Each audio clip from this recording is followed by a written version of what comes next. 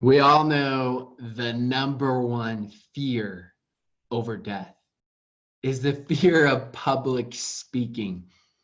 I know that for me, that was the case. Maybe not over death. I mean, that sounds pretty extreme. Maybe some of you are that extreme, but it was my greatest fear.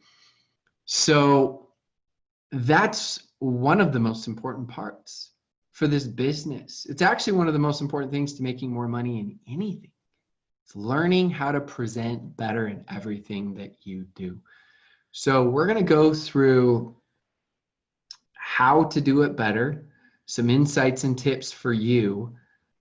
This will help you whether you're presenting at convention, you're doing a Zoom, you're doing a Facebook Live, you're presenting one-on-one to a person, anything. It'll help you out in business and in everything as far as presenting goes. These are some of my tips for you. So I hope you can take notes. You can come back and you can get really just new insights as you're taking personal notes as you go through it. So we all know that there's a 10,000 hour rule.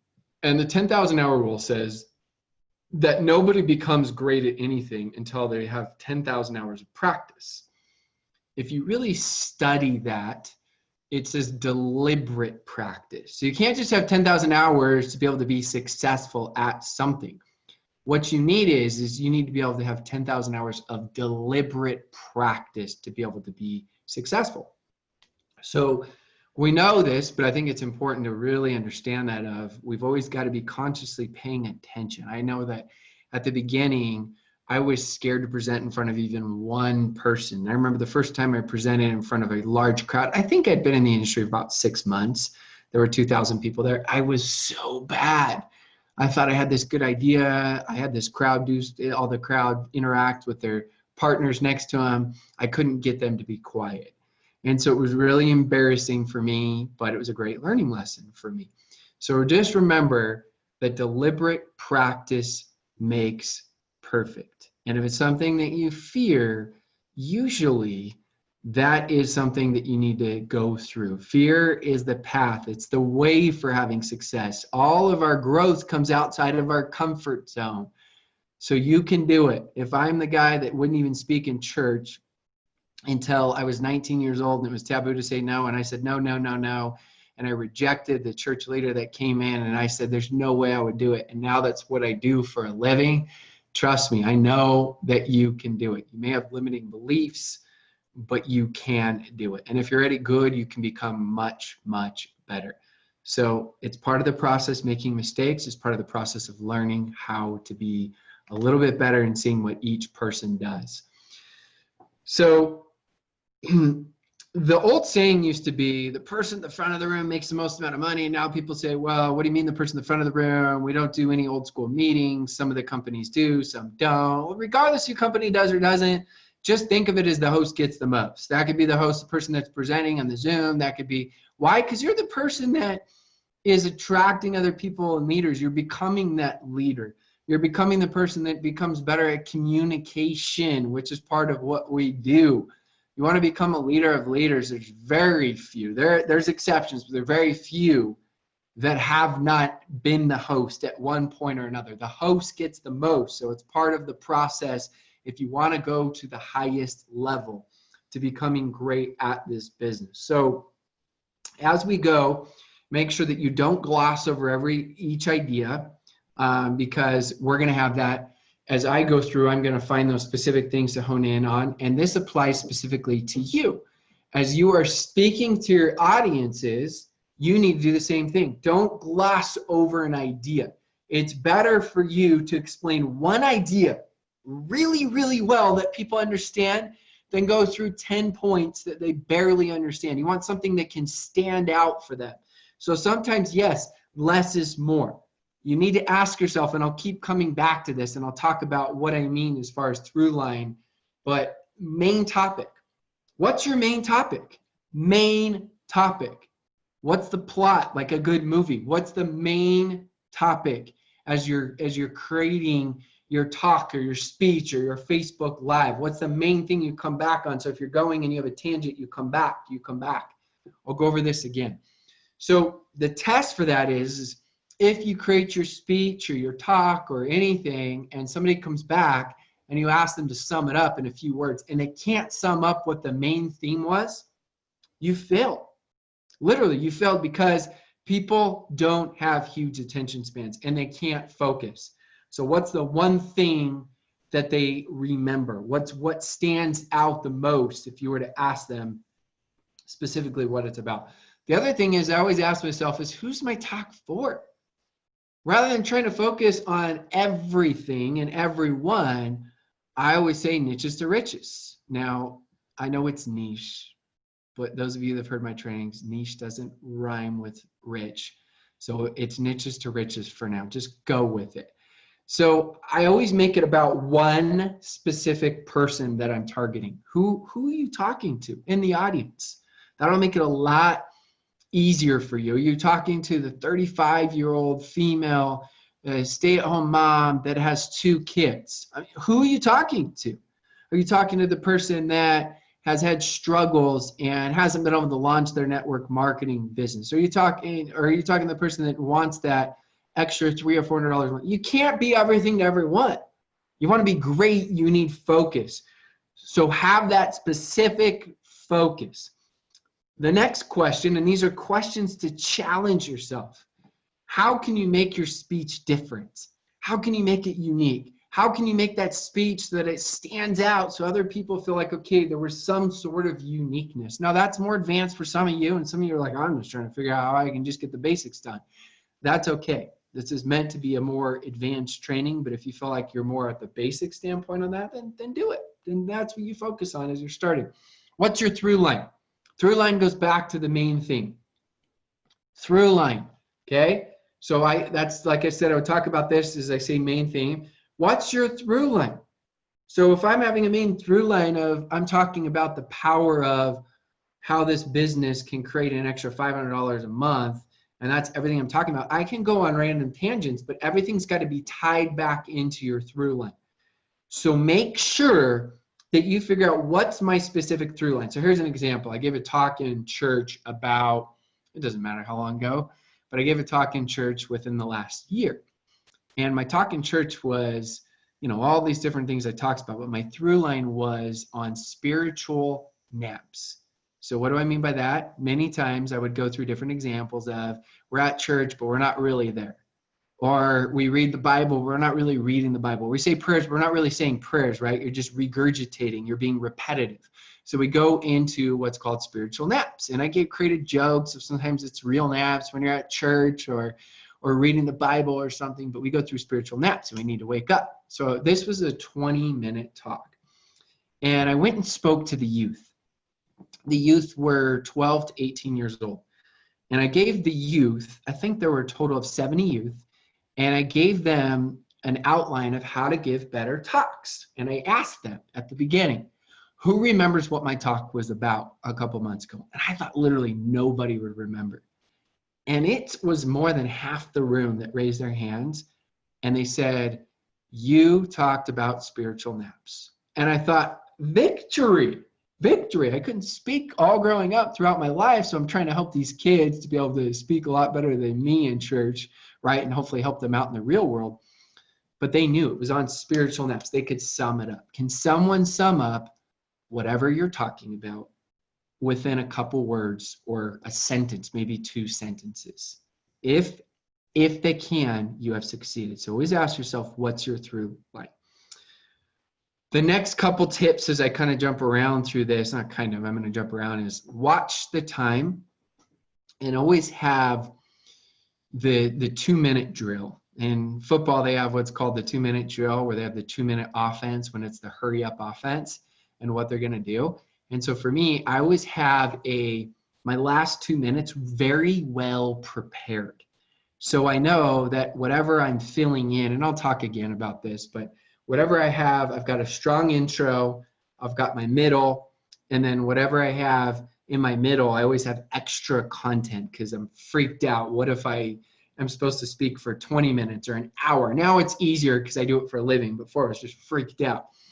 So I always had the 2 minutes, last 2 minutes, just dialed in, nailed in. So when I'm in the middle of my talk or speech, or if you have Facebook Live and you have a specific time that you want to be, then I made sure once I got to that time where it was 2 minutes left, I could go right into the 2-minute drill. That's huge and key, especially if you're timed and there's something that you only have a certain amount of time. Let's say it's an opportunity Zoom you're doing and you're supposed to keep it within 20 minutes. Well, great. You got to have those last 2 minutes just dialed in.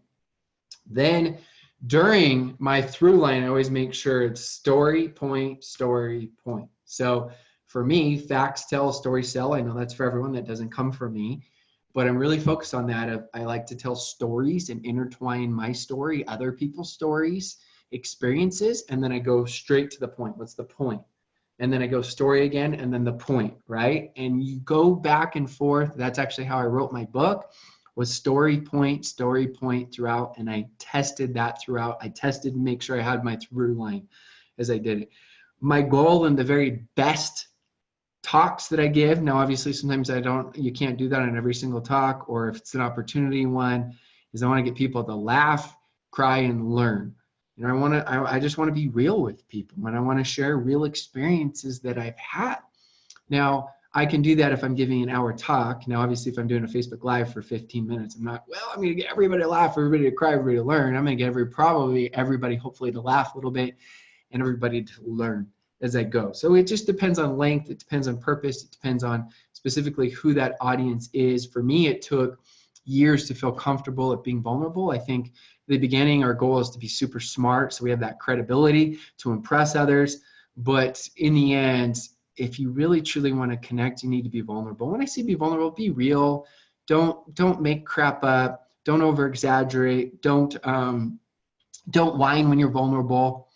You have to turn that victim story into a victory story, or what could have been a victim story was a victory story. For me, I have several stories that I share that are very close to me and vulnerable to me, and it took years. I mean, I was embarrassed when I'd share them in public because I would cry, so I didn't share any of them in public except for one time until this year, literally. And now I've made a goal to share it because it's inspired so many people, and I cry almost every single time. And I hated that. My wife, my first 13 or 14 years of marriage, probably saw me cry 3 or 4 times because I don't know if it was limiting beliefs or I felt like the macho guy in me wasn't supposed to, whatever it was stupid. And so for me, I've had to grow and learn. And I think a lot of us are just so scared to be real and be vulnerable.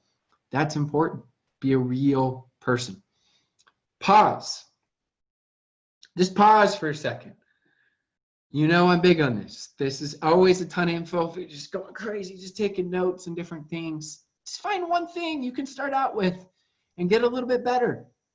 And then go back to the next one. And you can watch this right before maybe you have your big speech or talk, or you can watch this over and over and over again. You're going to pick up different things that will help you out to be able to be better at presenting and speaking. The host gets the most.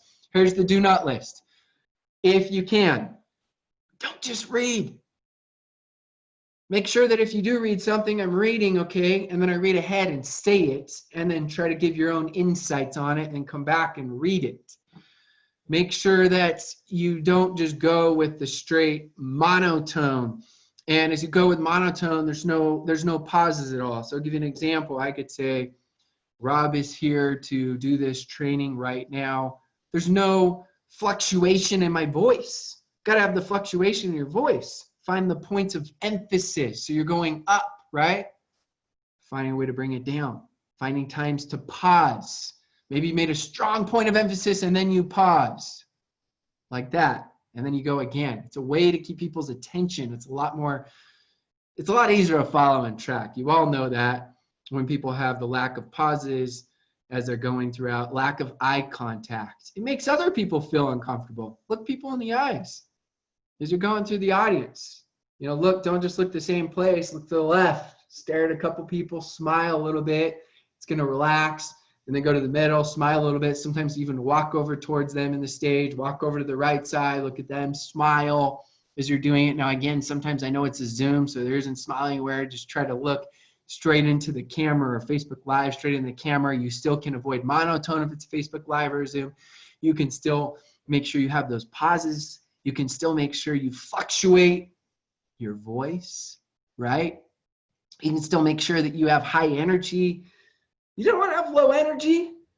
You don't want to waste the opening when you start. Sometimes we feel so uncomfortable that when we start, we waste the opening. Those opening 1, 2, 3, or 4 lines, make sure that if you make them powerful, catch their attention. I know we're uncomfortable, and so sometimes we say things that, don't really go. And then the other thing is going overtime. If the crowd expects you to speak for 20 minutes and you speak for 30, or if on a Zoom they expect 20 minutes, you speak for 30, or on a Facebook Live, they've never heard you do a live before and you go for an hour and they're not used to that, they're going to get a little bit anxious and the content won't be as good. So cut your material if you can. Always plan for 10% less of the time. You can have the extra content ready there just in case, like an extra 2 or 3 stories or something, but always plan your best for 10% of the time so you can give your just best, most relevant content as you're doing it. I already said this, but I like to make sure my tone is conversational. I focus on the volume, pitch, pace, right? The speed that you're going, the tone. I inject a little bit of variety so it's not the same, but I also make sure that I make sure that it is natural. And just watch yourself. That's one of the best ways to learn. Watch it over and over and over again, and you'll learn. The intro, some of the things that I do is I start with a story. It could be something that catches their attention. That's important. So one of the things that I share in my vulnerable story is I start out and say, I am going to share with you today the most dramatic experience I've ever had in my life. Think about that. People want to hear that. I want to hear that when someone says that. So it's important. And then I could go into just cutting a joke into something that resonates or relates with them, whatever. You want to engage your audience right away. You don't know if they're tired or whatever. And it could be the same thing on a Zoom and an opportunity Zoom. Find those engaging things that you can say right away. Get rid of the fluff. Don't waste the opening. Don't waste it. Stories. Here are a couple different ideas for sharing stories. We talked about vulnerability. A little bit of humor, something that, maybe something you've heard before, something that you can relate. I love sharing personal experience with humor. I've got tons of stories that I can share with my wife putting me in my place. Those are just real fun stories that people can connect with. A powerful story that relates to your topic. But think of the stories. Again, facts tell, stories tell. We know that. Think of the most engaging favorite talks you've ever heard. They have stories in them. So make sure you're doing them in your Zooms. Even if you're just talking about product, make sure you're doing your Facebook Lives.